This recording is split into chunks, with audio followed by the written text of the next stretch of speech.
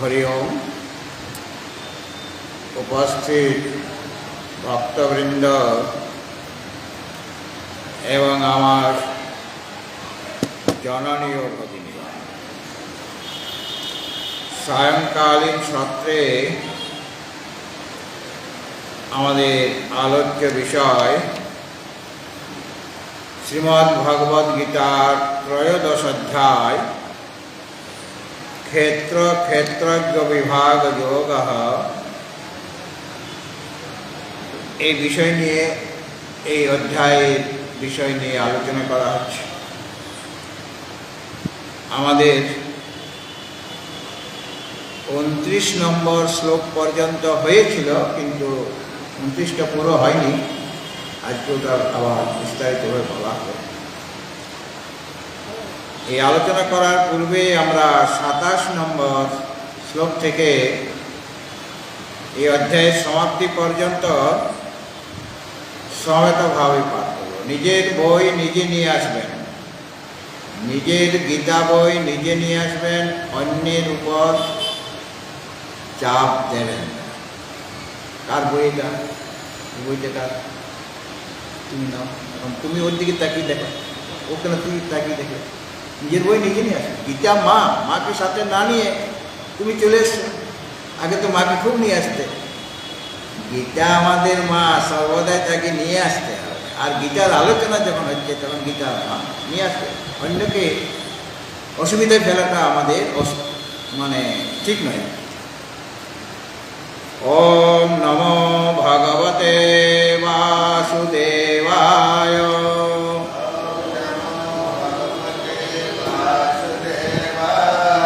अथा श्रीमद्भगवद्गीता प्रारभ्यते।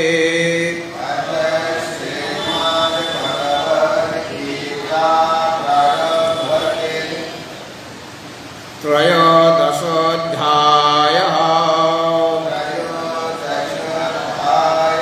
क्षेत्र क्षेत्रज्ञ विभाग योगः। श्री भगवानुवाच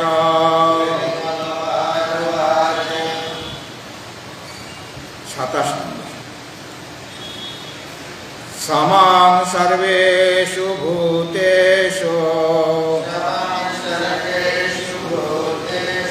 तिष्ठन्तं परमेश्वरं विनाशाच्च विनाशान्तं य पश्यति स पश्यति। समं पश्यामि सर्वत्र समवस्थितमीश्वरं न हि नास्तात्मनात्मानं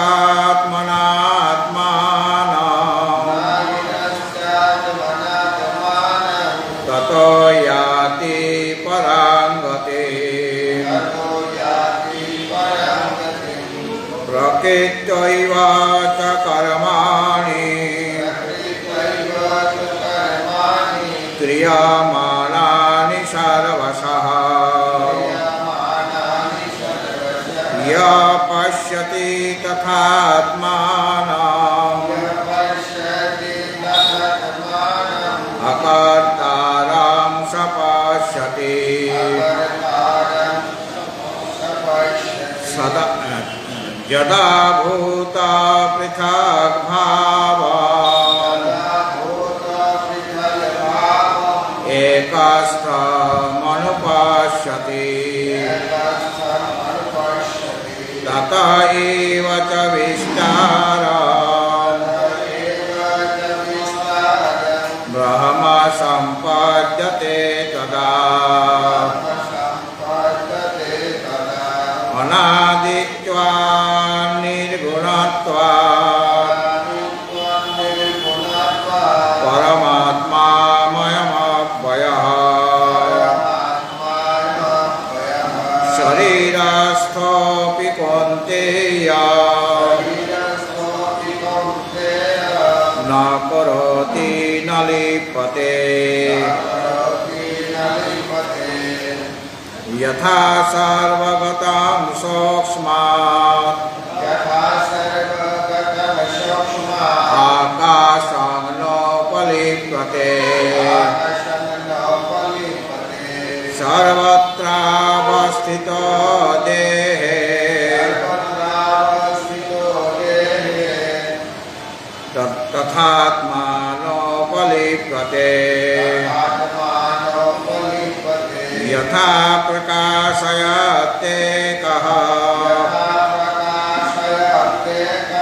कृष्णं लोकमिमं रविः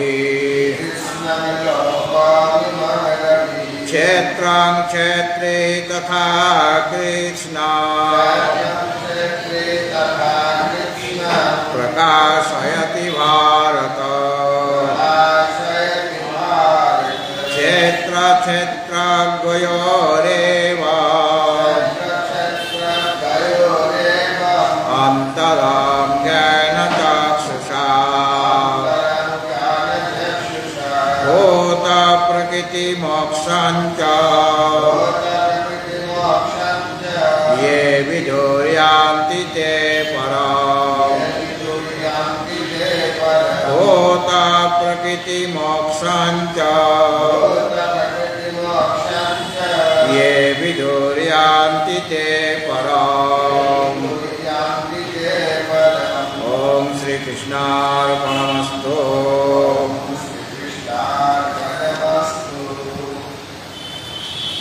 भगवत भक्तजन 29 নম্বর শ্লোক নিয়ে সামান্য একটু আলোচনা হয়েছিল। আজ আরেকটু বিস্তারভাবে বলছি। প্রকৃত্যৈব চ কর্মাণি ক্রিয়মাণানি সর্বশঃ য পশ্যতি তথাত্মানম অকর্তারং স পশ্যতি।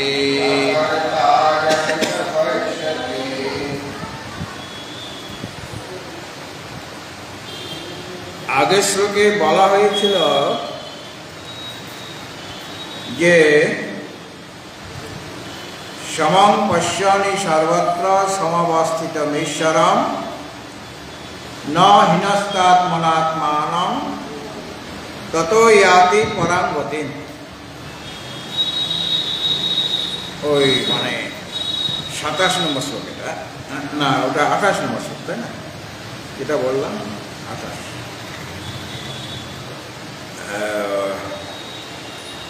ওই শ্লোকে বলা হয়েছিল যে পুরুষ ঈশ্বরকে, যে সাধক পরমেশ্বরকে সমস্ত ভূতে সমভাবে স্থিত দেখে, সমং পশ্যনি সর্বত্র সমবস্থিতমীশ্বর, যিনি সর্বত্র মানে সব জায়গাতে সর্বস্থানে সমস্ত ভূতে পরমেশ্বরকে সমভাবে অবস্থিত দেখেন, সব জায়গাতে রয়েছেন, সব চরাচরাত্মক জগতেই রয়েছেন, এবং তিনি ন হিনস্তি আত্মানম আত্মনা, ন হিনস্তি আত্মা ন হিনস্তাত্মনাত্মানম, তিনি আত্মাকে আত্মার দ্বারা হিংসা করেন, অর্থাৎ আত্মাকে নাশ করেন না, মানে আত্মচিন্তনে মগ্ন থাকেন। যারা অনাত্মচিন্তনে মগ্ন থাকেন তারা যেন আত্মাকে হনন করলেন, মানে আত্মচিন্তন করলে তার আত্মস্বরূপের জ্ঞান হতো, সেটা হতে পারছে না, এইটাই আত্মহনন। আত্মাকে তো মারা যায় না, কিন্তু তার চিন্তন না করলে আত্মা আমাদের কাছে প্রকাশিত হবে না। এই জন্য ওটা অজ্ঞানী ব্যক্তিদের নিকট আত্মহনন হয়ে যায়। কিন্তু যিনি জ্ঞানী ব্যক্তি তিনি ওই আত্মহরণ করেন না, অন্যকে হিংসা করেন না। পরন্তু এই যে কথাটা বলা হলো, যদি পূর্বপক্ষী বলেন এটা কি করে যুক্তিযুক্ত হলো এই কথাটি, যে তিনি আত্মাকে নাশ করেন না, মানে ন হিনস্তি আত্মান, তিনি আত্মাকে মানে পরমাত্মাকে নাশ করেন না, এটা কিভাবে যুক্তিযুক্ত হতে পারে? কেননা ভিন্ন ভিন্ন যে জীব অনেক, যত শরীর তত জীব, হ্যাঁ, যতগুলি শরীর আছে 84 লক্ষ রকমের শরীর আছে। আগে একদিন বলছিলাম, মানে মানব শরীরটা একটা ক্যাটাগরির মধ্যে পড়ে। এরকম মানব কত আছে, মানুষ কত আছে বলা যাবে? এই পৃথিবীতে কত মানুষ আছে গোনা যাবে, ভারতবর্ষে কত, পাকিস্তানে কত, এইভাবে টোটাল করে বলা যাবে মোটামুটি। তো জীব তো কেবল এখানেই নেই, এই পৃথিবীর মধ্যেই নেই, আরও তো অনেক অনেক লোক আমাদের আছে, সেখানে তো জীব আছে। হ্যাঁ, সেখানে অনেক প্রকারের জীব আছে। ভুব স মহাজন তপ সত্যম, সব লোকেই জীব আছে। আমরা তার সন্ধান পাইনি, খোঁজ পাইনি, কিন্তু শাস্ত্র বলছেন সব লোকেই জীব আছে। আর নিচে যে অতল বিতল ইত্যাদি যে সপ্তভুবন, সেখানেও জীব আছে। তো জীব তো অনেক, ভিন্ন ভিন্ন জীব, তাদের গুণ আলাদা, কর্ম আলাদা। কেউ সাত্ত্বিক ব্যক্তি, কেউ রাজসিক ব্যক্তি, কেউ তামসিক ব্যক্তি। আর ভিন্ন ভিন্ন জীবের কর্মও ভিন্ন ভিন্ন। আমি একরকম কর্ম করছি, আপনি আরেক রকম কর্ম করছেন, তাহলে গুণ আর কর্মের ভিন্নতা আছে। আমার মধ্যে যে গুণ বা অন্যান্য যে গুণগুলি আছে, যে কোয়ালিটি আমার মধ্যে আছে, সেটা ধরতে পারবো। বা সাত্ত্বিক আদি যে গুণ, ভিন্ন ভিন্ন জীবের গুণ ভিন্ন ভিন্ন, আবার কর্মও ভিন্ন ভিন্ন। আমি এক রকমের কর্ম করছি, আপনি আরেক রকমের কর্ম করছেন। অথবা আপনিও যে কাজটা করছেন, আমিও সেই কাজটাই করছি, কিন্তু আপনার ভাব আলাদা, আমার ভাব আলাদা। আপনি একটা ভাব নিয়ে কর্মটা করছেন, আমি আরেকটা ভাব নিয়ে সেই কর্মটা করছি। ডাক্তারও ছুরি চালাচ্ছে, আরেকজন ডাকাতও ছুরি চালিয়ে দিচ্ছে পেটে, কিন্তু ডাকাত যে ছুরি চালাচ্ছে তার উদ্দেশ্য আলাদা, তাকে মেরে লুটপাট করবে। আর ডাক্তার যে ছুরি চালাচ্ছেন অপারেশন করার সময়, যার পেটে ছুরি চালাচ্ছেন তাকে সুস্থ করে তুলবেন, তার কল্যাণে যিনি ছুরি চালাচ্ছেন। তাহলে কাজ একই হলো, উদ্দেশ্য আলাদা আলাদা হয়ে যায়। সুতরাং গুণের ভিন্নতা, কর্মের ভিন্নতার জন্য জীবের মধ্যেও পরস্পর ভেদ আছে। জীব অনেক, শরীর যখন অনেক, প্রত্যেক শরীরে জীবাত্মা রয়েছেন, আর তাদের ধর্ম আর অধর্মও ভিন্ন ভিন্ন। আমি একরকম ধর্ম আচরণ করছি, আপনিও ধর্ম আচরণ করছেন, আরেক রকম করছেন। আমি শিব পূজন করছি, তা আপনি কৃষ্ণ পূজন করছেন, তার একজন রাম পূজন করছেন। আবার যারা অঘরী বাবা, তারা আরেক রকমভাবে পূজন করছে, তারা ধর্ম কার্য করছে। বৈষ্ণবগণ একরকমভাবে করছেন, আর বেদান্তিগণ আরেক রকমভাবে করছেন ধর্মাচরণ। কিন্তু ধর্মের ফল একটা, ধর্ম মানে শুভ ফল, তার একটা ফল আছে। আবার অধর্ম, প্রত্যেক জীবের অধর্ম আলাদা আলাদা। আমার অশুভ কর্ম আর আপনার অশুভ কর্ম দুটো ভিন্নতা আছে। সুতরাং এই যে সব জীবের আলাদা আলাদা ধর্ম মানে শুভ কর্ম, আলাদা আলাদা অধর্ম মানে পাপকর্ম রয়েছে। এই কারণে কর্মের ফলও অনেক রকম হবে। সব জীব কি একই রকম কর্মফল ভোগ করবে? কর্মের ফলটা জীবের প্রতি জীবে আলাদা আলাদা হয়ে যাচ্ছে। আর একটা হলো ফল, কর্মের ফল লাভ করলো, ভিন্ন ভিন্ন ফল লাভ করলো, আর সেই ফল পেয়ে তারপরে তার সুখ আর দুঃখ হয়। ফলটা পাওয়ার পরে যখন ভোগ করবে ফলটা, আগে তো সে কর্ম করল, ধর্ম বা অধর্ম, তারপরে সেই ধর্মাধর্মের ফল সে লাভ করবে। আর সেই ফলটা যখন ভোগ করবো তখন আমার সুখ দুঃখ মোহ হবে। প্রত্যেক জীবের ভিন্ন ভিন্ন সুখ দুঃখ মোহ, ভিন্ন ভিন্ন ফল তারা লাভ করে, যেহেতু ভিন্ন ভিন্ন ধর্ম অধর্ম রয়েছে প্রত্যেক জীবের। কাজে প্রত্যেক জীবের গুণ আর কর্ম ভিন্ন ভিন্ন। ভিন্ন ভিন্ন হওয়াতে জীব ভিন্ন ভিন্ন কাজে নিজে নিজের কর্ম অনুসারে তাদের ফল ভোগ করতেই হয়। যে যেরকম কর্ম করেছে তাকে সেই রকম ফল ভোগ করতে হবে। কারো বেশি সুখ, কেউ বেশি সুখ পাচ্ছেন, কেউ তার চেয়ে কম সুখ পাচ্ছেন। কেউ সারা জীবন তোমার দুঃখই দুঃখ ভোগ করে গেল, আরেকজন দুঃখ ভোগ করেছেন কিন্তু এতটা দুঃখ ভোগ করে না। তারও দুঃখ আছে, কিন্তু অন্যের মতো যে সারা জীবন সেই যন্ত্রণায় মধ্যেই রয়েছে, কিন্তু তার আরেকজনের দুঃখ কম, আরেকজন মোহগ্রস্ত মানে অবিবেকী, আরেকজনও মোহগ্রস্ত হচ্ছেন, তাদেরও মোহ কম বেশি আছে। কাজে ভিন্ন ভিন্ন হয়ে যায়। কাজে এই যে কর্মের অনুসারে যে ফল ভোগের যে বৈচিত্র্য আছে, এক একজন এক এক রকম ভাবে ফলের যে ভোগটা মানে সুখ আর দুঃখ, আপনিও আপনার জন্য আর আমার জন্য দুজনের জন্য একই রান্না করা হয়েছে। মনে করুন রান্নাঘরে মা বা বাবা আমাদের একই রান্না করেছেন, মা রান্না করেছেন, বোনও খাচ্ছে, ভাইও খাচ্ছে। বোনের কাছে ওই আহারটা ভালো লাগছে না, মানে তৃপ্তিকর হচ্ছে না। আর ভাই বলছে যে খুব ভালো রান্না হয়েছে, এরকম রান্না অনেকদিন পরে মা রান্না করেছেন।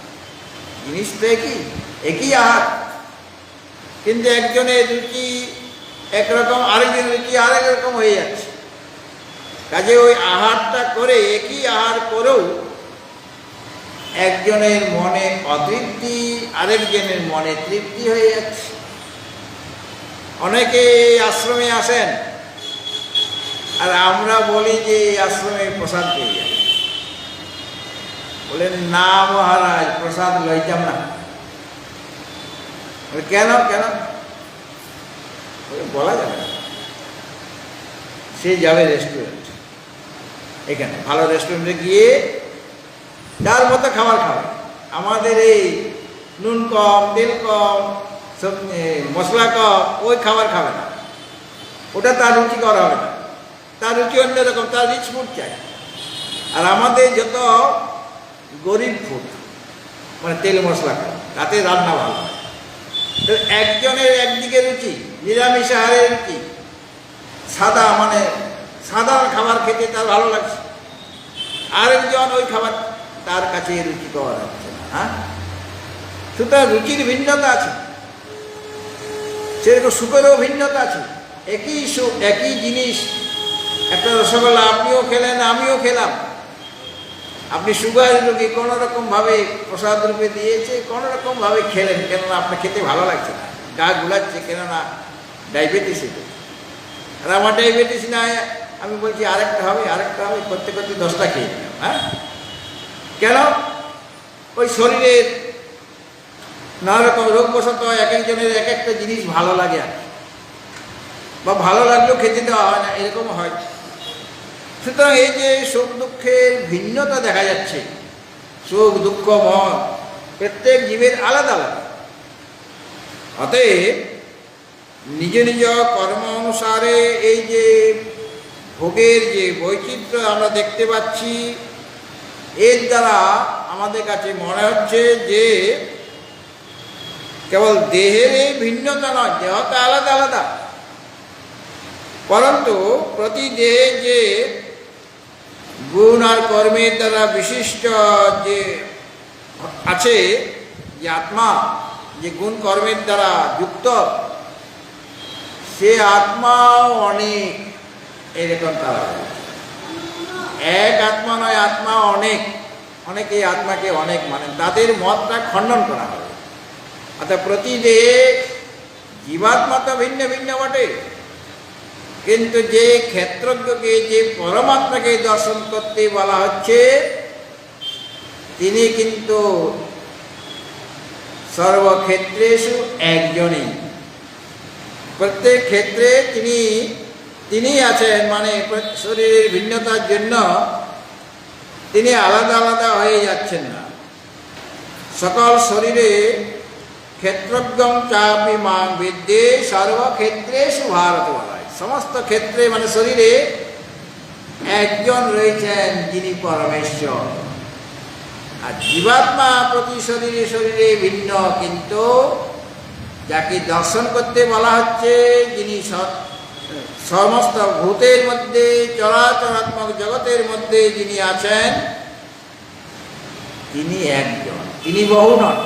কাজে এই যে যারা আত্মাকে অনেক মানেন, তাদের মতকে বা তাদের মনে যে শঙ্কা দেখা দেয়, সেই শঙ্কা নিবারণ করার জন্য এই 28 নম্বরের শ্লোক, প্রকৃত্যৈব চ কর্মাণি ক্রিয়মাণানি সর্বশঃ ইয়া পশ্যতি তথাত্মানম অকর্তারং স পশ্যতি। যারা বিবেকী পুরুষ, বিচারবান,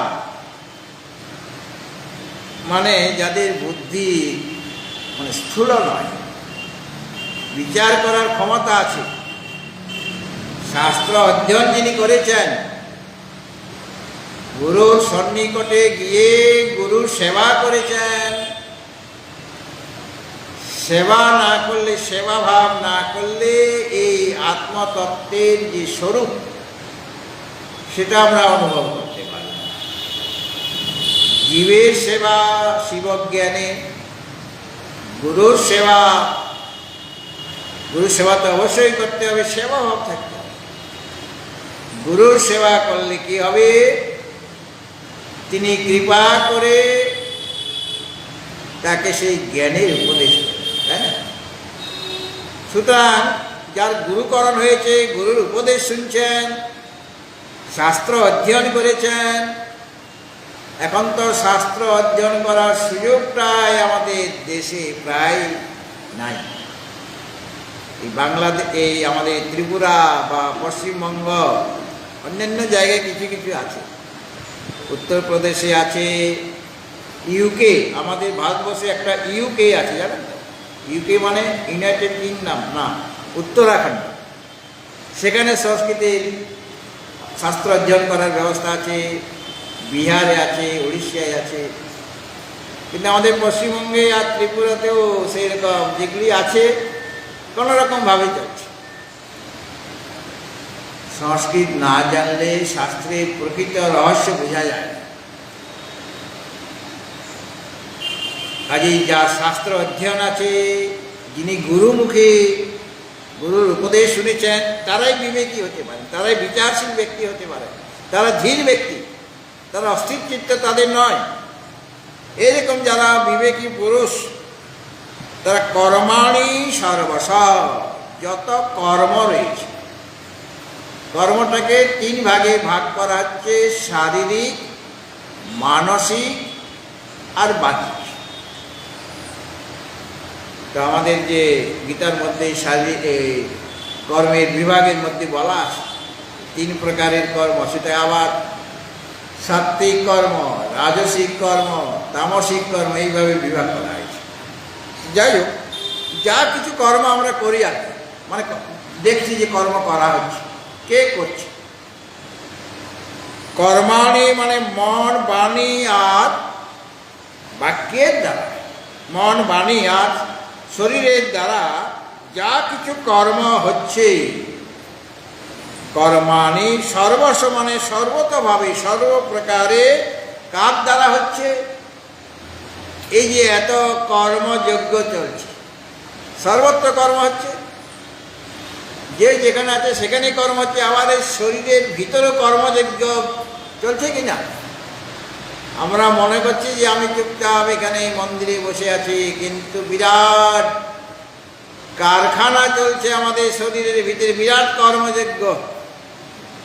কত জনে সেখানে, কত মানে মানে শ্রমিক আছে ভিতরে, অনেক শ্রমিক, তাদের একজন নেতা আছে। আমাদের ফুসফুস আছে, আমাদের লিভার আছে, কিডনি আছে, হার্ট আছে, আবার রক্ত চলাচল করছে, শ্বাস প্রশ্বাস ত্যাগ গ্রহণ হচ্ছে, রক্তগুলি চলাচল করছে, ব্রেন কাজ করছে, মাথা ব্রেন কাজ করছে, কতগুলি ক্রিয়া হচ্ছে। এবং বর্জ্য পদার্থগুলি বার করে দেওয়ার জন্য 9টা দ্বারও আছে, 9টা ছিদ্র আছে শরীরের মধ্যে। সুতরাং এখানেও মানে কর্মযজ্ঞ চলছে। এটা কে করছে? মাতৃগর্ভে একটা ভ্রূণ প্রবেশ, মানে ভ্রূণ উৎপন্ন হলো, সেটাকে বড় কে করছে? মায়ের ক্ষমতা আছে যে তার মাথাটা এরকম হবে, তাকে আমি কালো করবো না, ফর্সা করে দেব, তার দেখতে যেন সুন্দর হয়, তার হাত পা এরকম হবে, এইভাবে মা করতে পারবে? সেই গর্ভস্থ যে ভ্রূণকে একজন রয়েছেন, সেই ভ্রূণের খাদ্য যোগাচ্ছেন। মায়ের খাদ্যের মাধ্যমেই সেখানে খাদ্যটা সেখানে তো সেইভাবে রাস্তা করতে হবে, যাতে করে তার শরীরে প্রবেশ করে সেই খাদ্যের রসটা। সে তো আর ভাত টাত খাবে না, কিন্তু মা যা কিছু খাচ্ছে তার রসটা সেরকম কোনো পাইপ আছে, সূক্ষ্ম পাইপ, তার মাধ্যমে সেখানে প্রবেশ করছে। এবং ধীরে ধীরে সেটা যে বড় হচ্ছে, কে বড় করছেন? একজন বড় করছেন। অর্থাৎ আর আমরা যে যা কিছু খাওয়া দাওয়া করছি, আহার করছি, সেই আহারটাকে পরিপাকও একজন করছেন। ভগবান বলেছেন, অহং বস্যানরো ভূত্বা প্রাণিনাং দেহমাশ্রিতঃ প্রাণাপান সমাযুক্ত পচাম্যন্নম চতুর্বিধ। ভগবানই যেন বস্যানর অগ্নি রূপ ধারণ করে সেইগুলিকে পরিপাক করছেন। আর হার্ট ধপ ধপ ধপ ধপ করছে, লিভার কাজ, কিডনি কাজ করছে। কিডনি যদি খারাপ হয়ে যায়, কিডনি ঠিক মতো কাজ না করে, তাহলে যার কিডনি খারাপ হয়েছে সে বুঝে কতখানি কষ্ট, যার লিভার খারাপ হয়েছে সে বুঝে লিভার খারাপের কষ্টটা কীরকম। আর যার হাঁপানি রোগ আছে সে জানে, আমরা তো শ্বাস প্রশ্বাস নিচ্ছি, আমরা কোনো অনুভব করছি কি যে আমি শ্বাস ছাড়লাম, এই নিতে হবে, এই ছাড়তে হবে, এরকম ভেবে চিনতে নিচ্ছে কি? আপনা আপনি যেন হয়ে যাচ্ছে। হ্যাঁ, আমি শ্বাস ছাড়ব মনে করতে হবে, শ্বাস ছাড়লাম, আরে ছাড়লাম, আর নিতে হবে তো আবার নিলাম, এরকমভাবে মনে করে করে কি কেউ শ্বাস ছাড়ে আর নেয়? আপনা আপনি হচ্ছে। কিন্তু যদি হাঁপানি রোগী হয়, হাঁপানি রোগী জানেন তো কি বলে এখানে? হাঁপানি রোগীকে হ্যাঁ, এজমাটা তো এজমা, হ্যাঁ, তো তাদের শ্বাসকষ্ট খুব হয়, মানে শ্বাসটা ছাড়তেও কষ্ট, নিতেও কষ্ট, মানে তখন তাদের গুনে গুনে নিতে হচ্ছে, কারণ তারা তো শ্বাস সাধারণভাবে নিতে পারছে না, সাধারণভাবে ছাড়তেও পারছে না। তখন বোঝা যায় শ্বাস নেওয়াটা আর শ্বাস ছাড়াটা কত কষ্টকর ব্যাপার।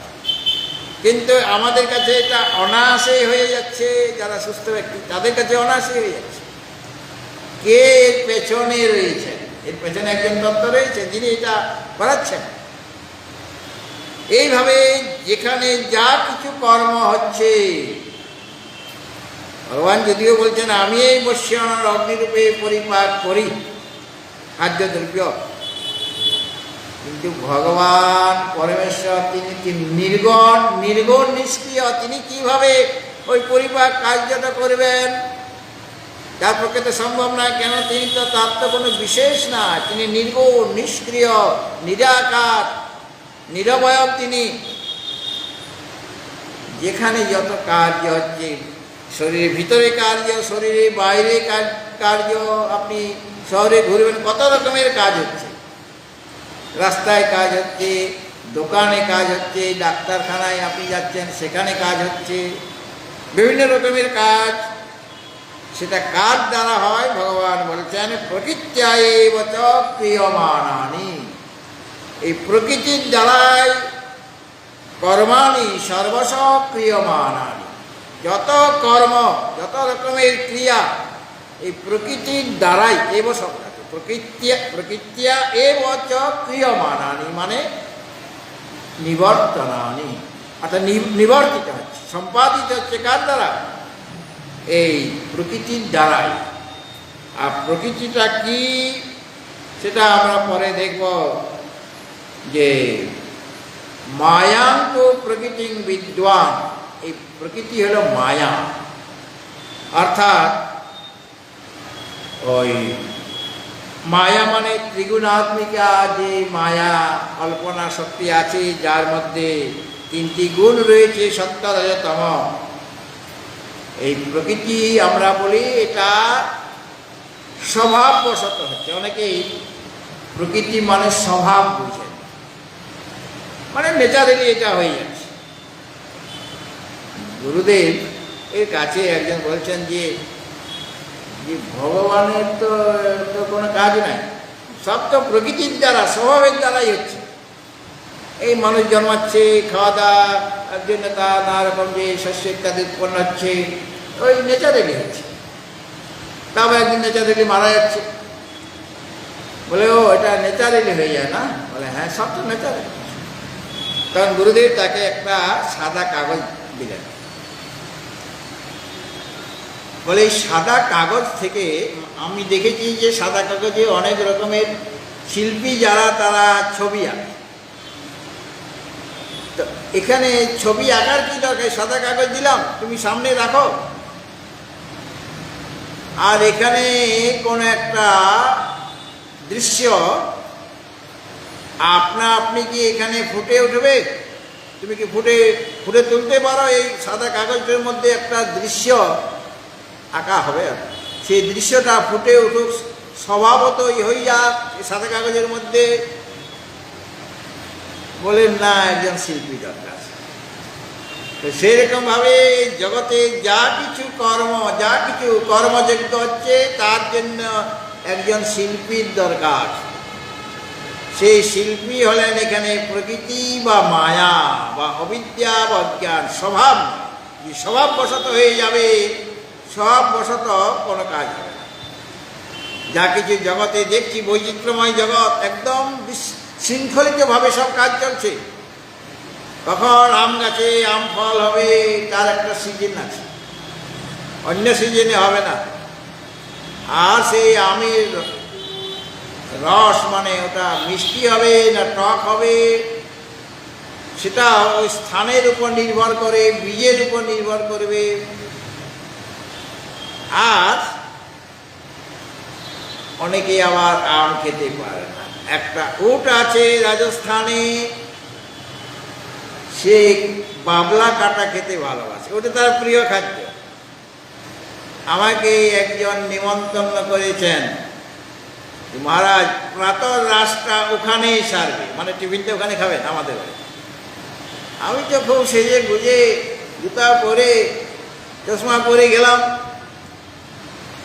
ভক্ত নিমন্ত্রণ করেছে। আমি বসলাম, তারপর দেখি টেবিলে খাবার সাজানো আছে, একটা প্লেটে বাবলা কাটা বাবলা পাতা রেখে প্লেটটা ঢাকা দিয়ে দিয়েছে। ওই মহারাজ আপনার জন্য এই নাস্তা, আপনি খান। আমি ভাবছি খুব ভালো, এই ড্রাই ফ্রুট হবে বা লুচি হবে বা কাশ্মীরি আলুর দম হবে আর খিরতুয়া হবে, সরভাজা হবে, এগুলি আছে বলতে প্লেটে। আমি প্লেট খুলে দেখি বাবলা কাটা। প্লেটটা কি রেখেছো? বলে কেন, আপনি এগুলি খান। এগুলো কী করে খাবো?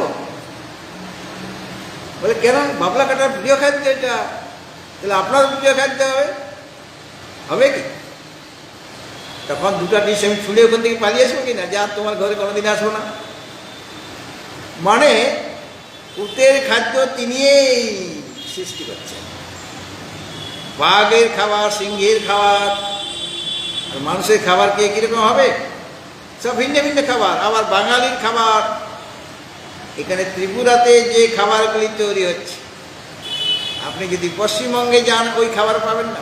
মানে একটুখানি, তারাও বাঙালি কিন্তু একই খাবার পাওয়া যাবে না, খাবার অন্যরকম, তাদের বানাবার কৌশল একরকম।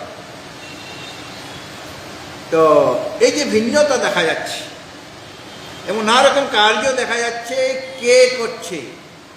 প্রকৃত্যা এব চ কর্মাণি সর্বশ ক্রিয়মাণানি, প্রকৃতির দ্বারায়, প্রকৃতি মানে মায়া, সেই মায়ার দ্বারাই সমস্ত কাজ সম্পাদিত হচ্ছে। এব বলতে অন্য কারোর দ্বারা এই জাগতিক যত কাজ হচ্ছে অন্য কারোর দ্বারা করা সম্ভব, প্রকৃতির দ্বারাই। মানে এই যে বৈচিত্র্যময় জগতে বৈচিত্র্য কাজ, কত রকমের কাজ, সেই কাজটি মায়া ছাড়া অন্য কারোর দ্বারা করা সম্ভব নয়। কেননা ভগবানের যে ত্রিগুণাত্মিকা শক্তি, কল্পনা শক্তি, যার মধ্যে সত্য রজ আর তমগুণ রয়েছে। ত্রিগুণাত্মিকা মানে সত্যগুণ, রজগুণ আর তমগুণ। ভগবান এক জায়গায় বলেছেন চতুর্থ অধ্যায়ে যে চাতুর্বর্ণ ময়া সৃষ্টম গুণ কর্ম বিভাগ, গুণ আর কর্মের বিভাগ অনুসারে চাতুর্বর্ণ আমার দ্বারা সৃষ্টি হয়েছে। তস্য কর্তারম অপি মাং বিদ্ধি, ওটার কর্তা আমি।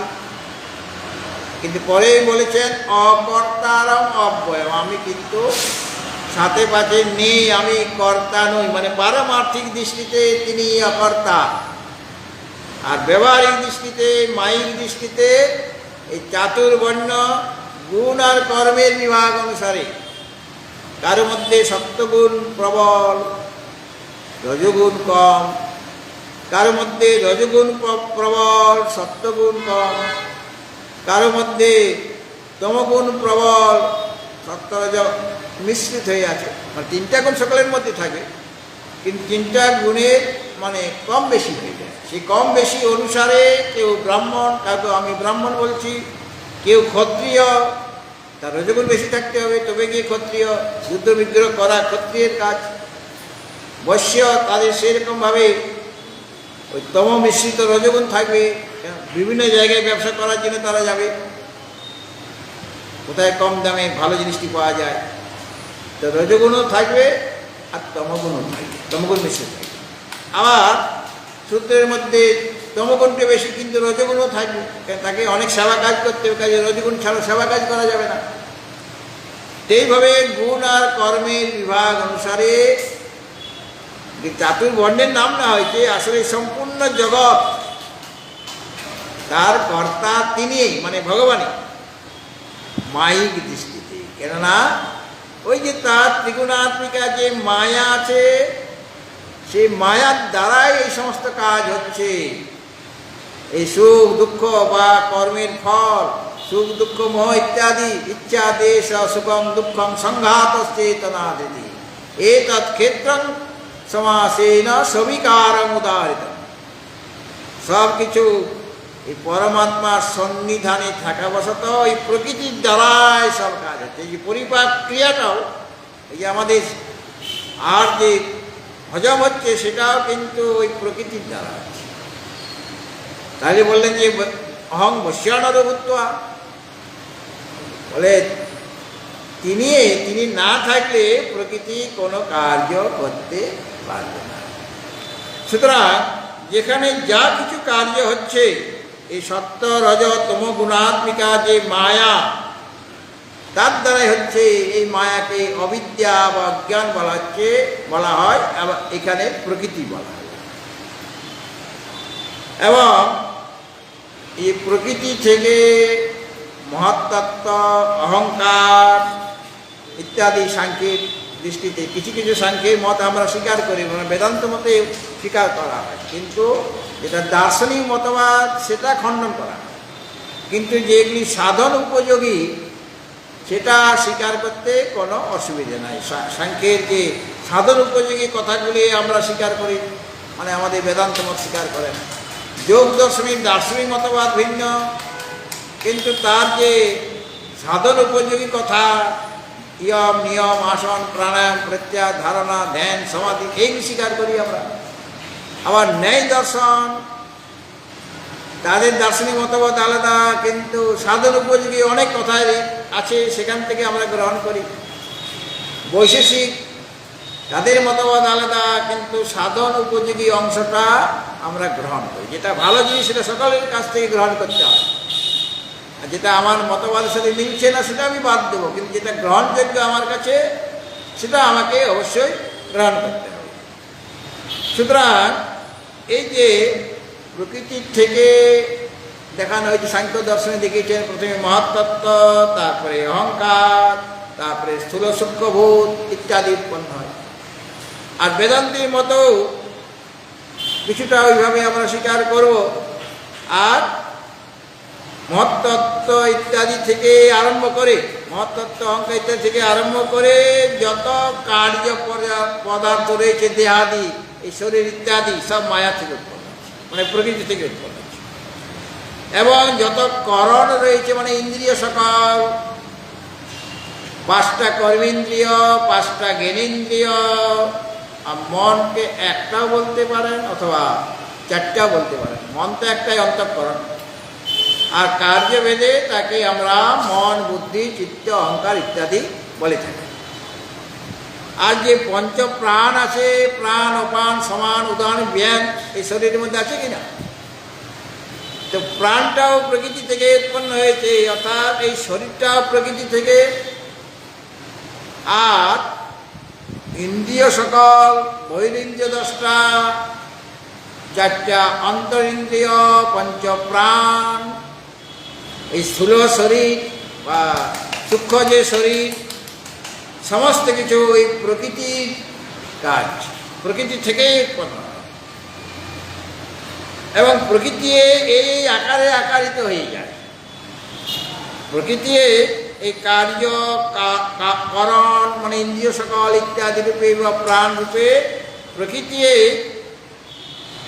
ওই আকারে আকারিত হয়ে যায়। এই প্রকৃতির দ্বারাই সমস্ত কর্ম সম্পাদিত হচ্ছে। ভগবান এখানে বলছেন যে প্রকৃত্যা এবচ কর্মাণি সর্বশ ক্রিয়মাণানি, এইরকম প্রকৃতির দ্বারাই সমস্ত কাজ সর্বতভাবে, সর্বপ্রকারে সম্পাদিত হয়ে আসছে। এই যে জিনিসটা, অর্থাৎ প্রকৃতির দ্বারাই এই সমস্ত কাজ হচ্ছে, তিনি সে ছাড়া, প্রকৃতি ছাড়া অন্য কারোর দ্বারা এই সমস্ত কার্য করা সম্ভব না। তাদের পক্ষে এইগুলি করা যাবে না, করতে পারবে না। এবং সমস্ত যে কর্ম, সমস্ত কর্ম সর্বতভাবে এই প্রকৃতির দ্বারাই হচ্ছে, প্রকৃতির এই পরিণাম। এইভাবে প্রকৃতির সমস্ত কার্যে, প্রকৃতির যত কার্য রয়েছে, মানে প্রকৃতি থেকে যা কিছু হচ্ছে, প্রকৃতি যে যে আকারে আকারিত হয়েছে, সমস্ত কার্য পদার্থের মধ্যে যিনি সেই এককে দেখেন, আত্মাকে দেখেন, পরমাত্মাকে দেখেন। অর্থাৎ প্রকৃতি যত পরিণাম আছে, যা কিছু সংসারে আমরা দেখছি, এই প্রকৃতির সমস্ত কার্যের মধ্যে যিনি সে এককে দর্শন করেন, মানে পশ্যতি, মানে যে বিবেকী পুরুষ, তিনি এটা জানেন যে যত রকমের কর্ম এই সংসারে হচ্ছে, এটা দেখা যাচ্ছে সব প্রকৃতির দ্বারাই হচ্ছে। এবং ওই কর্ম সকলের মধ্যে এটা তিনি অনুভব করেছেন যে প্রকৃতির দ্বারা হয়।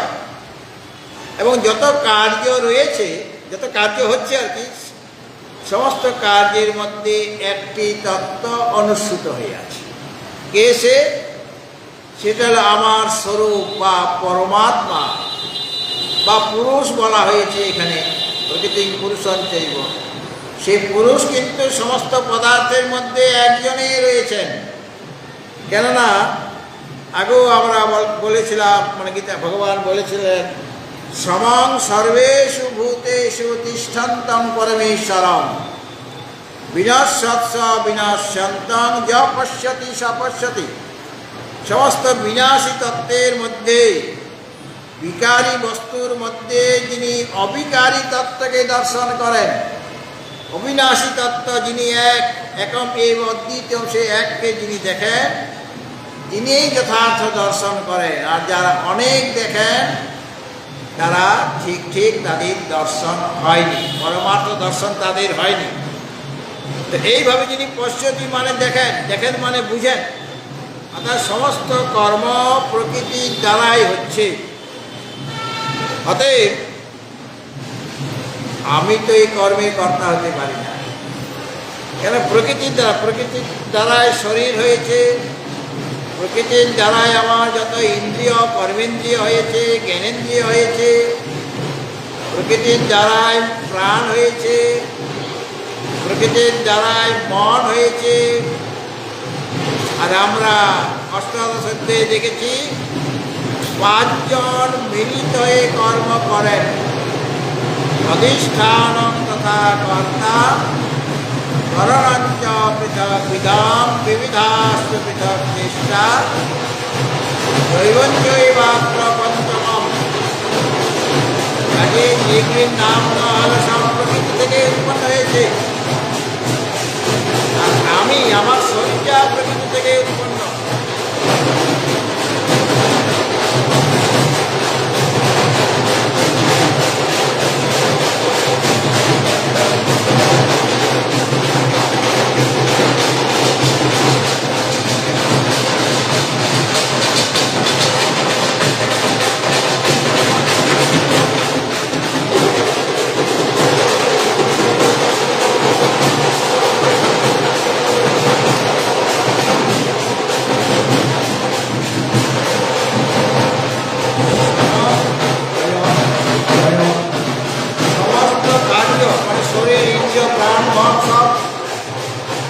প্রকৃতি থেকে উৎপন্ন হয়েছে, আর ওদের দ্বারা ওই 5 জনের দ্বারাই সমস্ত কর্ম অনুষ্ঠিত হয়ে থাকে।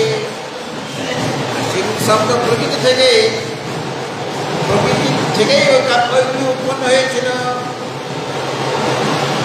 কাজে যারা জানেন যেহেতু প্রকৃতির দ্বারাই সমস্ত কার্য সম্পাদিত, এটা যারা পশ্যতি মানে বুঝেছেন, এখানে দেখা মানে বোঝা বা জানা, তিনি জেনেছেন, তিনি আত্মানম অকর্তারম পশ্যতি, তিনি আত্মাকে অকর্তা রূপে দর্শন করেন, যে আত্মা অকর্তা। আত্মা কর্তা না, যাকে ক্ষেত্রজ্ঞ বলা হয়েছে, সে ক্ষেত্রজ্ঞ যে আত্মা তিনি কর্তা নন, তিনি অকর্তা, সে অকর্তা রূপে তাকে দেখেন।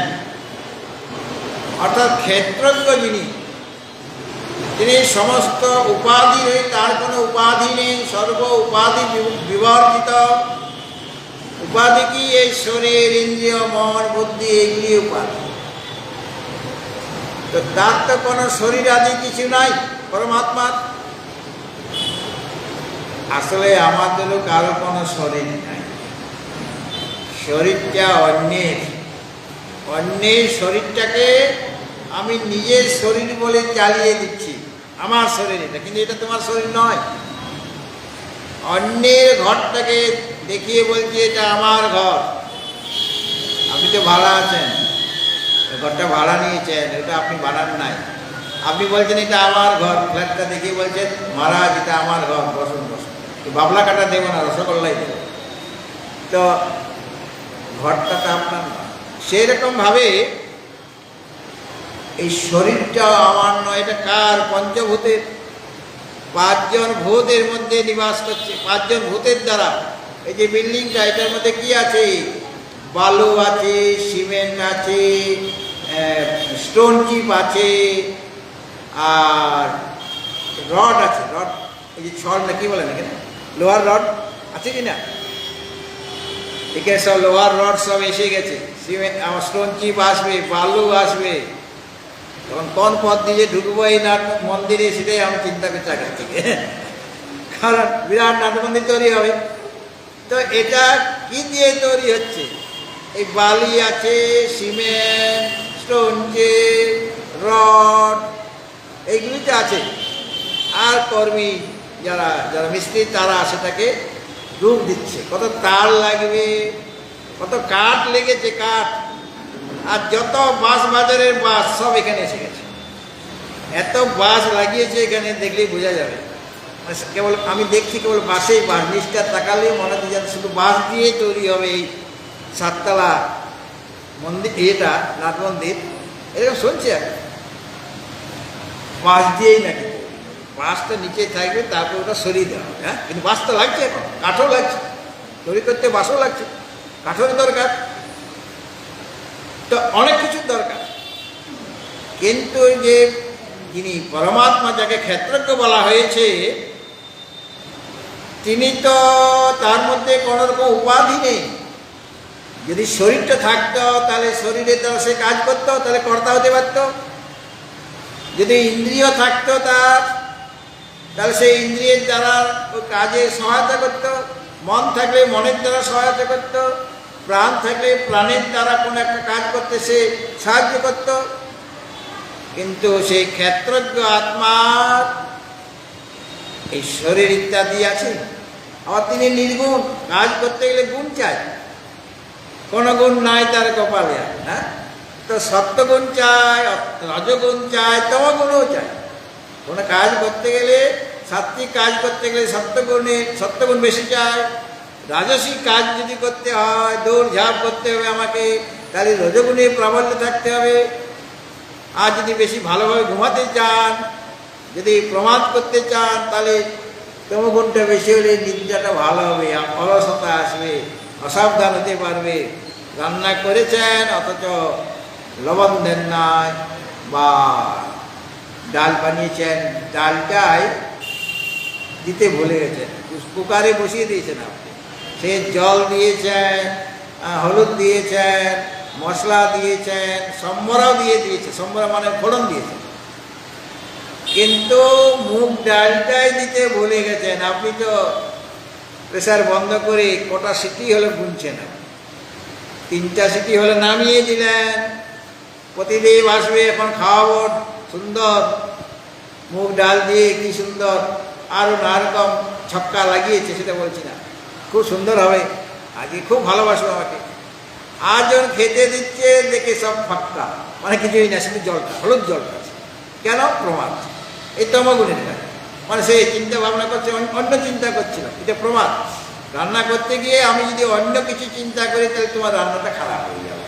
রান্না করার সময় মনে রাখতে হবে এইটাই আমার ডিউটি, তাহলে তোমার রান্নাটা ভালো হবে, তখন প্রমাদটা থাকবে না। সুতরাং যিনি ক্ষেত্রজ্ঞ, তিনি নির্গুণ, কোনো গুণ নাই, গুণ থাকলে তো আমার সেটা উপাধি হয়ে যেত। আর তিনি অসঙ্গ, কারো সাথেও তিনি সংশ্লিষ্ট হন না। যেমন পদ্ম পাতাকে জলে ভিজাতে পারে না, কেন? ওই পদ্ম পাতাটা ভীষণ পিচ্ছল, জল পড়লে পিছলে পিছলে চলে যায়। হ্যাঁ, পত্রম ইবম অম্বসা, জল যেমন পদ্মপত্রকে ভেজাতে পারে না, সেরকম পরমাত্মাকে জাগতিক কোনো বস্তু দোষ বা গুণের দ্বারা লিপ্ত করতে পারে। কেন? তিনি অসঙ্গ। অসঙ্গ হি অয়ং পুরুষ, এই পুরুষ, এই ক্ষেত্রজ্ঞ যে পুরুষ, তিনি অসঙ্গ, কারো সাথে তার লিপ্ততা নেই, সংশ্লিষ্ট তিনি হন না। এবং তিনি একম এব অদ্বিতীয়ম, এবং সমস্ত ভূতের মধ্যে সর্বরূপে তিনি বিদ্যমান আছেন, সব কিছুর মধ্যে অনুষ্ঠিত আছে, কারোর সাথে তার যোগাযোগ নাই, সম্পর্ক নাই, মানে সংশ্লিষ্ট নন, কারো দোষ বা গুণের দ্বারা তিনি লিপ্ত নন। কিন্তু সেই ক্ষেত্রজ্ঞ ছাড়া এরকম থাকতে পারে। ক্ষেত্রজ্ঞ যে পরমাত্মা, তার প্রকৃতির ক্ষমতা নাই একা একা এই জগৎ প্রপঞ্চ তৈরি করে দেয়। এই শরীর উৎপন্ন করে দিবে প্রকৃতি একা, আর ইন্দ্রিয় উৎপন্ন করে দেবে, প্রাণ মন উৎপন্ন করে দেবে, বা এই যে নদী নালা পাহাড় পর্বত উৎপন্ন করে দেবে। জড় যে প্রকৃতি, তার পক্ষে একা এইগুলি তৈরি করা সম্ভব। তার পেছনে একজন চেতন তত্ত্ব রয়েছেন, সেই চেতন তত্ত্ব আছেন বলে তার সন্নিধান বশত প্রকৃতি এই কাজগুলি করার ক্ষমতা পেয়ে যায়। প্রকৃতিকে তখন চেতনের মতো বলে মনে হয়। এই শরীরটাকে আমাদের চেতনের মতো বলে মনে হচ্ছে কিনা, এবং এই শরীরটাই আমি, এরকম বোধ হয়ে যাচ্ছে। আসলে শরীরটা আমি নই। কেন? এটা পঞ্চভূত দ্বারা গঠিত। আর এই যে কর্মেন্দ্রিয় জ্ঞানেন্দ্রিয় সব স্থূল, এই সূক্ষ্ম পঞ্চভূত দিয়ে তৈরি আছে। যারা বেদান্ত পড়েছেন তারা জানেন কিভাবে ওই সূক্ষ্ম পঞ্চভূত থেকে পঞ্চকর্মেন্দ্রিয় তৈরি হচ্ছে, পঞ্চ জ্ঞানেন্দ্রিয় তৈরি হচ্ছে, বা অন্তঃকরণ তৈরি হচ্ছে। বা প্রাণ, পঞ্চপ্রাণ কিভাবে ওই সূক্ষ্ম পঞ্চভূত থেকে উৎপন্ন হচ্ছে। প্রাণকে দেখা যায় না, ওই কর্মেন্দ্রিয়কে দেখা যায় না, জ্ঞানেন্দ্রিয়কে দেখা যায় না, মনকে দেখা যায় না, শরীরটাকে দেখতে পাচ্ছি। এটা স্থূলভূত থেকে উৎপন্ন হচ্ছে, এই জন্য শরীরটাকে দেখা যাচ্ছে, কিন্তু মনকে দেখতে পাচ্ছি নাকি? মন দেখা যাচ্ছে।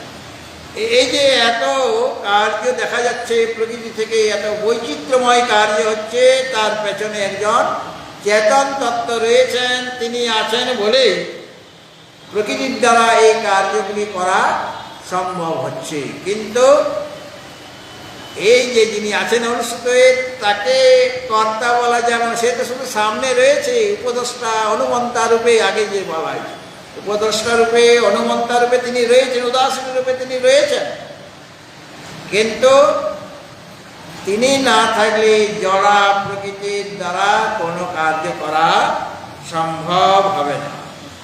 কাজে ক্ষেত্রজ্ঞ পুরুষকে, যিনি চিদাত্মা, তিনি সমস্ত ভূতের মধ্যে ওই প্রকৃতি এই নানা রূপে পরিণত হয়ে গিয়েছে। যে নানা রূপে পরিণত যে মায়া, এই জন্য আমরা বলি মায়ার সংসার, মায়া থেকে। কাজে ওই যে যা কিছু দেখছি আমরা এই জগতের মধ্যে, শুধু শরীরটা না, শরীরের বাইরেও যা কিছু দেখা যাচ্ছে, সমস্ত কিছুর মধ্যে এই একম এব দ্বিতীয়ম যে চেতন তত্ত্ব, তিনি পূর্ণরূপে বিদ্যমান আছেন। এবং সেইটা যিনি দেখেন, যে বিবেকী পুরুষ, তাহলে বিবেকী পুরুষের দৃষ্টিটা একরকম হয়ে যাচ্ছে। কীরকম? অবিবেকী তারা অন্যরকম ভাবে দেখবেন জগৎকে, আর বিবেকী পুরুষ, যার প্রতি গুরু কৃপা রয়েছে, মহাপুরুষদের কৃপা রয়েছে, শাস্ত্রের কৃপা রয়েছে, তারা দেখবেন অন্যরকম ভাবে। তারা দেখবেন প্রকৃতির দ্বারাই সমস্ত কর্ম সর্বতভাবে সর্বপ্রকারে নিষ্পন্ন হচ্ছে, এবং প্রকৃতি থেকে যা কিছু কার্য উৎপন্ন হলো, সব কিছুর মধ্যে একজন যে সমস্ত উপাধি বিবর্জিত, যার কোনো উপাধি নেই, যিনি নির্গুণ, নিরাকার, নিষ্ক্রিয়, যিনি একম এব অদ্বিতীয় সেই তত্ত্ব সমস্ত কার্যের মধ্যে অনুসূত হয়ে আছে, ব্যপ্ত হয়ে আছে। কারণ তিনি যে ব্যাপক, আকাশ যেমন ব্যাপক, সব কিছুর মধ্যেই তিনি আছেন, আমাদের ভিতরেও আছেন, আমাদের বাইরেও আছেন। আকাশকে ছেদন করা যাবে? আকাশ থেকে দুইটা খণ্ড করে দেওয়া হবে, করা যাবে কি? আকাশ ও আত্মার মতো তার স্বরূপ, অচ্ছেদ্যয়ম অদার্যয়ম অক্লেদ্য শস্য হইত। মানে জলে ভিজানো যাবে না আকাশকে, বায়ুটা ভিজে যেতে পারে, কিন্তু আকাশকে জল দিয়ে ভেজানো যাবে না। অগ্নি দিয়ে আকাশকে, আমার এখানকার আকাশটাকে পুড়িয়ে মেরে দেব, আগুন লাগিয়ে দেব, তাহলে আকাশটা পড়ে যাবে? সেই অচ্ছেদ্য অদার্য অক্লেদ্য জলে ভিজবে না, অশস্য আত্মার মতোই। মানে বায়ু, তার মধ্যে থেকে বায়ু শোষণ করে নেব আমি, তাহলে আকাশ মারা যাবে। আমার ভিতরে বায়ু যদি বার করে নেওয়া হয়, তাহলে আমার কি অবস্থা হবে? এই শরীরটার, আমার তো কোনো খারাপ অবস্থা হবে না, কিন্তু শরীরটার অবস্থা খারাপ হবে, তো সেটা মারা যাবে। আকাশের সাথে কিছুটা তুলনা করা যেতে পারে এই ক্ষেত্রজ্ঞ পুরুষের। যদিও আকাশ ব্যবহারিক দৃষ্টিতে সর্ববৃহৎ ব্যাপক, তারও উৎপত্তি আছে। তসমাৎ বা এই তসমাৎ আত্মন আকাশ। তাহলে আকাশের উৎপত্তি যখন আছে, মানে জন্ম আছে, জন্ম থাকলে মৃত্যু অনিবার্য, একদিন আকাশের বিনাশ হয়ে যাবে। হ্যাঁ, তাকে সাধন করা যাচ্ছে না থেকে, কিন্তু ঠিক তার বিনাশ হয়ে যাবে। হ্যাঁ, কেন? তার জন্ম হয়নি। যৎ যৎ জন্যম তত্তৎ নাস্যম, এটা নিয়ম আছে। যেটা উৎপন্ন হবে, যৎ যৎ জন্যম, যেটা উৎপন্ন হবে, তত্তৎ নাস্যম, সেটা অবশ্যই তার নাশ হয়ে যাবে।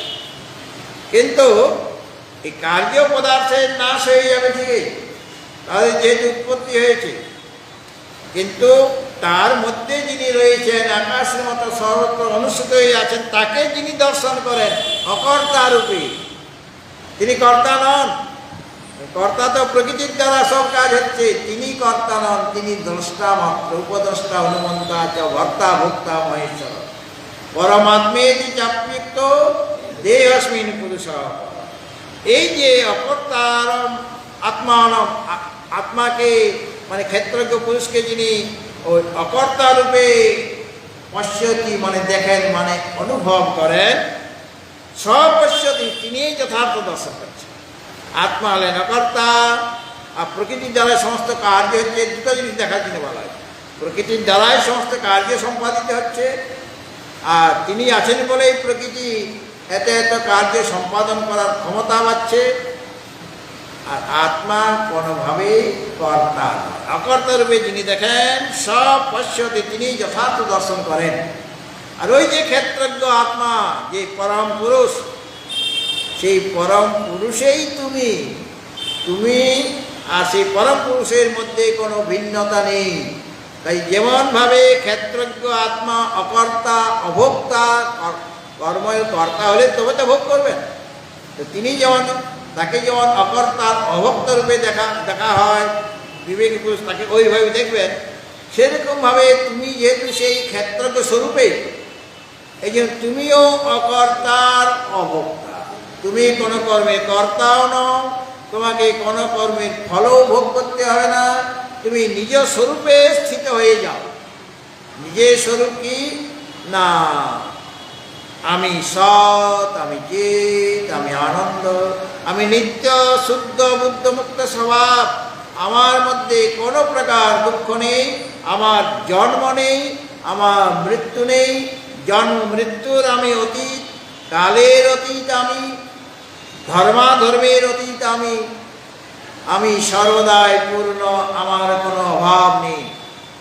যতদিন অভাব থাকবে আর যতদিন আমি অপূর্ণ থাকবো, অর্থাৎ নিজের স্বরূপ জানতে পারবো না, তখন আমার অভাব এটা চাই সেটা চাই, তখন আমি বলবো।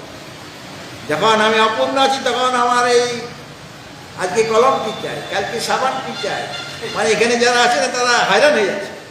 আমার এই একটা সংবাদটা আমাকে ডাক্তারখানায় যেতে নিয়ে চলো, এই তুমি এটা কলম আনবে, তুমি আমার জন্য একটু চিনি নিয়ে আসবে, তারপরে ওকে বলছি গুড় নিয়ে আসবে, মানে এরা হয়রান হয়ে যাচ্ছে। হ্যাঁ, তাহলে এই যে নানা রকম কাজ রয়েছে। সুতরাং এই কাজ, আমি কোনো কাজ করছি না আসলে, আর ভোগও করছি, এটা ভাবতে হবে। যেহেতু আমি ক্ষেত্রজ্ঞ স্বরূপ, তো কর্তা কে চাইছে, ওটা শরীরটা চাইছে, কলমটা আমি চাইনি। এই শরীর, ইন্দ্রিয়, মন, প্রাণ ইত্যাদি আছে, তারা চেয়েছে আপনার কাছে। আমি কলম টলম কিছুই চাইনি, আমার রোগ জ্বালা নেই। আপনি কাকে ডাক্তারখানায় নিয়ে গেছিলেন আজকে? এই শরীরটাকে নিয়ে গেছিলেন। এই শরীরটা পা পড়ে যাচ্ছে, হাত পড়ে যাচ্ছে, আর চোখটা কম দেখলেই তখন ওই নারায়ণ দেব মানে তার আগে শঙ্কর লাগে, তার কাছে ছিল। কিসের জন্য এই চক্ষুটা দেখতে কম পাচ্ছে আর কি? তাহলে চক্ষুটা আমি, চক্ষুটা দেখাতে গিয়েছে, চক্ষুর চশমা হয়েছে, আমার চশমাও নাই, আমার কিছুই নাই, অর্থাৎ আমার কোনো জিনিস প্রয়োজন হয় না। শরীরের বস্ত্র লাগে, শরীরে খাদ্য লাগে, শরীরে এখানে মন টন আছে, রাগ করলে মন রাগারাগি করবে।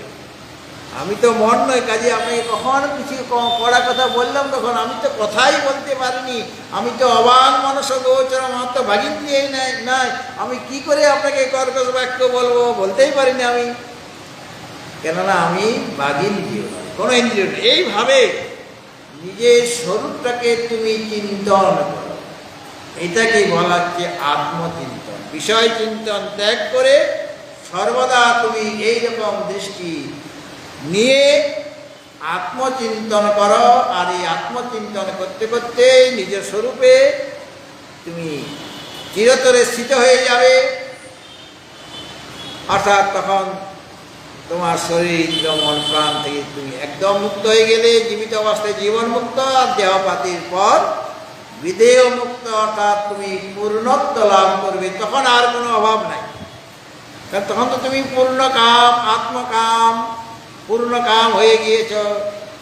কাজেই শ্রাবণ পূর্ণিমা, আগে গুরু পূর্ণিমা, শ্রাবণ পূর্ণিমা মানে ঝুলন পূর্ণিমা পর কোন পূর্ণিমা আসবে? রাস পূর্ণিমা। কে আর আসবেন? রাস পূর্ণিমা না, শরৎ পূর্ণিমা আছে, লক্ষ্মী পূর্ণিমা আছে একটা। লক্ষ্মী পূর্ণিমা, শরৎ পূর্ণিমা মানে লক্ষ্মী পূর্ণিমা আছে, তারপরে রাস পূর্ণিমা, মানে পূর্ণিমাতে ভর্তি। আরও অনেক পূর্ণিমা আছে, আমার সব নাম মনে আছে। এত পূর্ণিমা কেন? ভগবান দেখাতে চাইছেন যে পূর্ণিমা মানে আর সেই পূর্ণিমার চাঁদ দেখে তোমার মনে যেমন আনন্দ হয়, সেরকম তুমি পূর্ণত্ব লাভ করো। আমাকে জানলেই তুমি পূর্ণ হয়ে যাবে। তখন তুমি বলতে পারবে চিদানন্দ রূপ শিবোহং শিবোহং। এই কথাটা তুমি মানে শুধু মুখে বলো না, এটা তুমি অনুভব করতে পারবে। কাজে আর এই অনুভব আসলে পরে তখন আমাদের আর জনমৃত্যু চক্রে পড়তে হবে না। আমরা স্বীয় স্বরূপে স্থিত হয়ে পরম আনন্দে আনন্দ স্বরূপ হয়ে যাব, শূন্য হয়ে যাব না, পূর্ণ হব। কাজে এই পূর্ণত্ব লাভ করাতে চাইছেন ভগবান এই ত্রয়োদশ অধ্যায়ের মাধ্যমে। আপনারা যখন এসেছিলেন দ্বিতীয় চাঁদ ছিলেন, এখন ধীরে ধীরে পূর্ণিমার চাঁদ হওয়ার জন্য আপনারা সকলেই তৈরি হয়ে আছেন। ধীরে ধীরে সেদিকে এগিয়ে যাচ্ছেন আর কি, এবং হবে না। এখন যিনি পূর্ণিমার দিকে নিয়ে যাবেন, আমাদের পূর্ণত্ব এনে দেবেন, সেই মায়ের এখন আরতি হবে গীতা পাঠ।